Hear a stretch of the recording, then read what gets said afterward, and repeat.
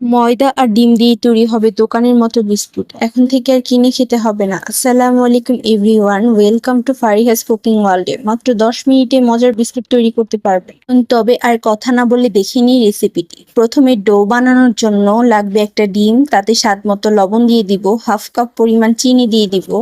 চিনির পরিমাণটা আপনারা আপনাদের পছন্দ মতো দিতে পারেন। তারপর সব উপকরণকে খুব ভালোভাবে মিশিয়ে নিব যাতে চিনিগুলো গলে যায়। এরপর দিব গাওয়া ঘি। গাওয়া ঘি দিলে বিস্কুটে সুন্দর একটা ফ্লেভার আসবে, এই জন্য হাফ কাপের চেয়ে কম গাওয়া ঘি দিয়ে দিব। এরপর মিশ্রণকে খুব ভালোভাবে মিশিয়ে নিব যাতে এর মধ্যে কোনো দানা দানা ভাব না থাকে।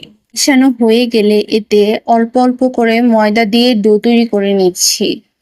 তারপর এতে হাফ চা চামচের কম বেকিং পাউডার দিয়ে দিব। তাহলে বিস্কুটগুলো সুন্দর ও মুচমুচে হবে, খেতে অনেক বেশি ভালো লাগবে। কিন্তু মনে রাখতে হবে এই ডোতে কোনো প্রকার পানি ব্যবহার করা যাবে না, পানি ব্যবহার ছাড়াই ডোটি তৈরি করতে হবে। এরপর আলতো হাতে ডোটিকে সুন্দর মতো মিশিয়ে নিব যাতে কোনো কিছু দানা দানা ভাব না থাকে। তারপর ডোটিকে 2 ভাগে ভাগ করে নিব। এরপর আমি একটা চকলেট বার নিয়ে নিব। চকলেটগুলোকে আমি খুব পাতলা পাতলা করে কেটে নিব, এতে বিস্কুটগুলো খেতে অনেক বেশি ভালো লাগবে এবং বাচ্চারাও খুব বেশি পছন্দ করবে।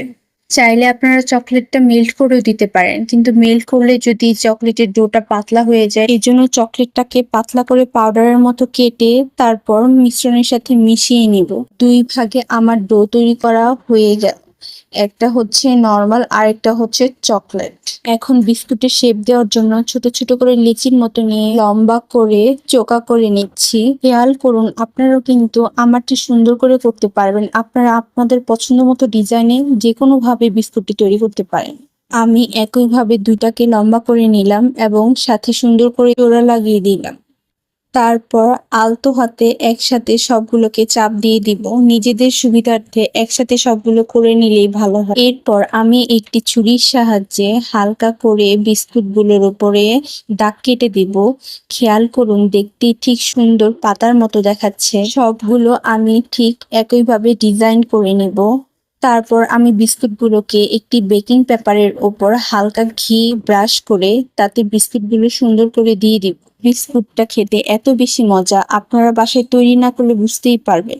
আজকে আমি গ্যাসের চুলায় বিস্কুটটি বানাবো, এজন্য একটা হাঁড়িতে স্ট্যান্ড বসিয়ে বিস্কুটগুলো দিয়ে লো হিটে 15 থেকে 20 মিনিটের মতো রেখে দিব।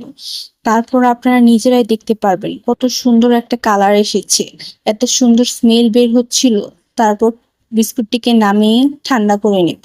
বিস্কুটগুলো আপনারা বয়মে ভরে সংরক্ষণ করতে পারেন। বিস্কুটগুলো খেতে এত বেশি মজা যে দোকানকেও হার মানাবে। রেসিপিটি আপনাদের কাছে কেমন লাগলো তা কিন্তু বলতে ভুলবেন না। আপনারা কমেন্টে জানাবেন রেসিপিটি কেমন লাগলো এবং আরো সুন্দর সুন্দর নতুন রেসিপি পেতে আমার চ্যানেলটি সাবস্ক্রাইব করে আমার পাশে থাকবেন। ধন্যবাদ।